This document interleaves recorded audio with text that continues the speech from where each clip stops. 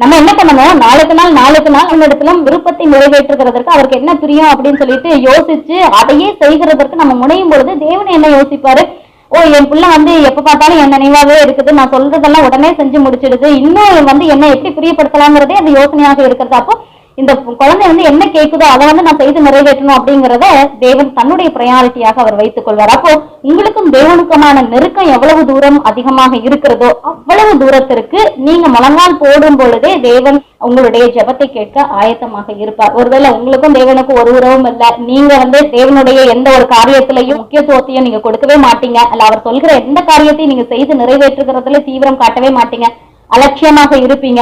உங்களுக்கு தேவை உங்களுடைய காரியம் மட்டும்தான் நிறைவேறணும், உங்களுடைய விஷயத்துக்கு மட்டும்தான் நீங்க முக்கியத்துவம் கொடுப்பீங்க, இதெல்லாம் எனக்கு வேணும் இதெல்லாம் எனக்கு வேணுங்கிற அந்த பிரேயர் ரெக்வெஸ்ட் மட்டும்தான் நீளமா போய்கிட்டே இருக்கும் அப்படின்னு சொன்னா அந்த நேரத்திலே தான் தேவன் ஒருவேளை உங்களுடைய விஷயத்தை கேட்கலாம், அவருக்கு பிரியம் இருந்தா கொடுக்கலாம், பிரியம் இல்லைன்னா கொடுக்காம இருக்கலாம். அப்போ முதலாவதான காரியம் என்னன்னு சொன்னா, உங்களுக்கும் உங்கள் ஜெபத்தை கேட்கிற தேவனுக்கும் இடையேயான அந்த நட்பின் பாலத்தை, உறவின் பாலத்தை எந்த அளவிற்கு நீங்கள் நெருக்கமாக்குகிறீர்களோ அந்த அளவிற்கு உங்களுடைய ஜெபம் தேவனிடத்திலே உடனடியாக அங்கீகாரத்தை பெறும்.